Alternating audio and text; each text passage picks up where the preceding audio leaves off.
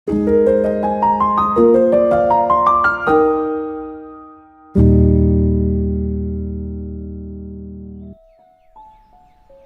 Bapak Ibu, bagaimana kabar Anda hari ini? Semoga kita semua masih dapat menikmati suka dan duka yang silih berganti kita rasakan sampai dengan hari ini. Bapak Ibu, seorang ternama pernah mengatakan demikian.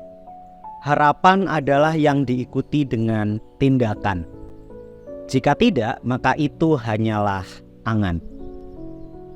Dan saya rasa benar demikian. Ketika kita mengharapkan sesuatu, secara alami kita akan mengupayakan beragam cara supaya harapan itu terwujud. Ketika kita mengimpikan sesuatu, kita akan rela berjuang sekuat tenaga untuk mewujudkan impian kita. Namun Bapak Ibu, tidak dapat kita pungkiri, ketika kita memperjuangkan yang kita impikan, kadangkala kita menemui banyak kesulitan, kita menemui banyak hambatan di sana. Ada kalanya hambatan dan kesulitan itu tidak terlalu berpengaruh pada upaya-upaya kita, sehingga kita masih boleh terus berupaya, terus berjuang mewujudkan harapan kita.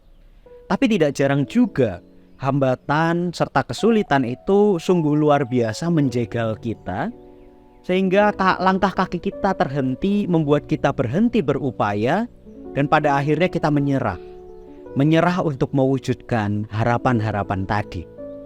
Dan ujung-ujungnya harapan-harapan itu tinggal angan. Bacaan Alkitab kita hari ini Bapak Ibu diambil dari Kisah Para Rasul, pasal 17 ayat 10-15. Diceritakan di sana kisah pelayanan Rasul Paulus di Berea.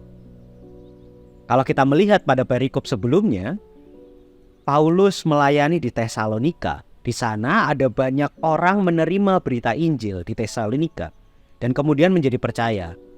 Namun tidak sedikit pula orang yang menolak kehadiran Paulus, menolak karya layanan Paulus. Nah, orang-orang ini, orang-orang yang menolak itu kemudian hadir menghampiri Paulus di Berea ketika Paulus melayani di sana. Mereka datang untuk menghasut orang banyak di Berea supaya mereka menjadi gelisah dan kemudian tidak percaya pada pemberitaan Injil yang dilakukan oleh Paulus di Berea. Bapak Ibu, sebagai seorang rasul, Paulus diberikan sebuah mandat yang amat besar dari Allah, yang kemudian menjadi harapan, yang kemudian menjadi cita-cita Paulus di dalam perjalanan kehidupan dan pelayanannya. Apa itu? Yakni membagikan berita sukacita Injil kepada banyak orang di mana-mana tempat. Namun nyatanya, untuk mewujudkan harapan dan cita-cita itu bukan sebuah perkara yang mudah. Kitab suci menceritakan kepada kita ada banyak sekali hambatan dan kesulitan yang Paulus hadapi di tengah upayanya untuk mewujudkan harapan yang sudah Allah titipkan baginya. Namun ada satu hal menarik yang Paulus teladankan bagi kita di tengah kesulitan hidup yang Paulus hadapi di dalam mewujudkan harapan serta cita-citanya. Apa itu?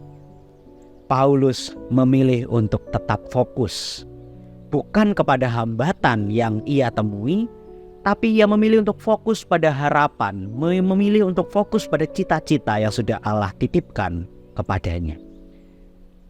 Lalu saat ini bagaimana dengan kita Bapak Ibu? Sudahkah kita tahu dan sudahkah kita menangkap harapan serta cita-cita yang sudah titipkan pada kita?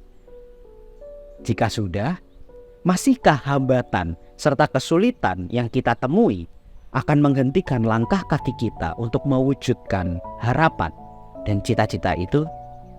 Kiranya Tuhan memampukan kita. Amin.